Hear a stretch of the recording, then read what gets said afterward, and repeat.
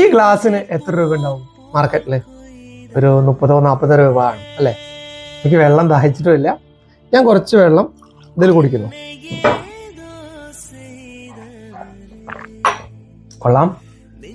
ഇനി ഞാൻ കുറച്ചധികം വില കൂടിയ ഒരു ഗ്ലാസ് ഞങ്ങൾക്ക് കാണിച്ചു തരാം. ഇത് റഷ്യയിൽ വേൾഡ് കപ്പ് നടക്കുമ്പോൾ അവരുടെ ഫിഫയുടെ ക്യാബിനിൽ നിന്ന് മേടിച്ച ഗ്ലാസ്സാണ്. 1000 വിലയുണ്ട്, ഭംഗിയുണ്ട്, പ്രസിദ്ധമായ വില കൂടിയ കപ്പാണ്. ഇതിലും ഞാൻ കുറച്ച് വെള്ളം കുടിക്കുകയാണ്.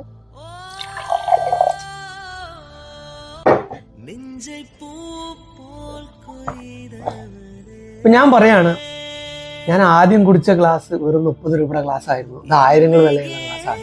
ഇതിൽ വെള്ളം കുടിച്ചപ്പോൾ എനിക്ക് ഒരുപാട് രുചി കൂടി. വെള്ളത്തിന് വല്ലാത്ത ടേസ്റ്റ് ആണെന്ന് പറഞ്ഞു കഴിഞ്ഞാൽ നിങ്ങൾ ആരെങ്കിലും സമ്മതിച്ചു തരുമോ? സമ്മതിച്ചു തരാൻ ചാൻസ് ഇല്ല. കാരണം 2 ഗ്ലാസ്സിലും ഞാൻ കുടിച്ചത് ഒരേ വെള്ളമായിരുന്നു. ശരിക്കും ഞാൻ കുടിച്ചത് ഗ്ലാസ് അല്ല, വെള്ളമായിരുന്നു.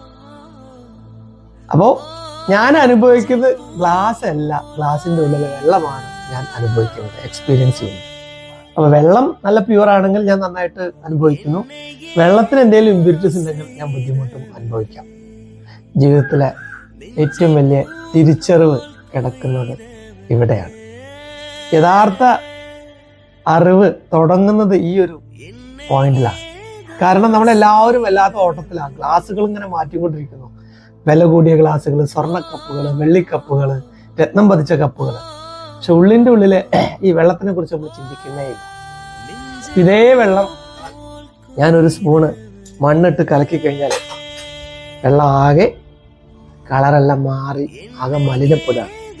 ഈ മലിനമായ വെള്ളം ഞാൻ അനുഭവിക്കുമ്പോൾ എനിക്കൊരുപാട് ഫിയർ, ആങ്സൈറ്റി, ടെൻഷൻ ഇങ്ങനെയുള്ള ബുദ്ധിമുട്ടുകളാണ് അനുഭവപ്പെടുന്നത്.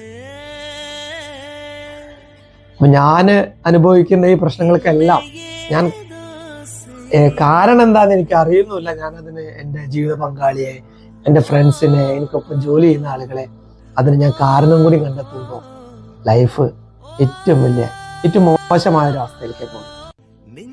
ലൈഫ് ബെറ്റർ ആയിട്ട് നമുക്ക് എക്സ്പീരിയൻസ് ചെയ്യണമെങ്കിൽ കപ്പുകൾ മാത്രം മാറ്റിയാൽ പോരാ. ഉള്ളിൻ്റെ ഉള്ളിലെ ഈ വാട്ടർ പ്യൂരിഫൈ ചെയ്യാൻ നമ്മൾ പഠിക്കണം. അതിനൊരുപാട് ടെക്നിക്സ് ഉണ്ട്. സൈക്കോളജിക്കൽ രീതിയിലായിക്കോട്ടെ, സ്പിരിച്വൽ രീതിയിലായിക്കോട്ടെ, അങ്ങനെയുള്ള കുറച്ച് കാര്യങ്ങൾ നമ്മൾ പഠിക്കാതെ, ഈ വെള്ളം പ്യൂർ ചെയ്യാതെ ജീവിതം ബെറ്റർ ആയിട്ട് നമുക്ക് എക്സ്പീരിയൻസ് ചെയ്യാൻ കഴിയില്ല.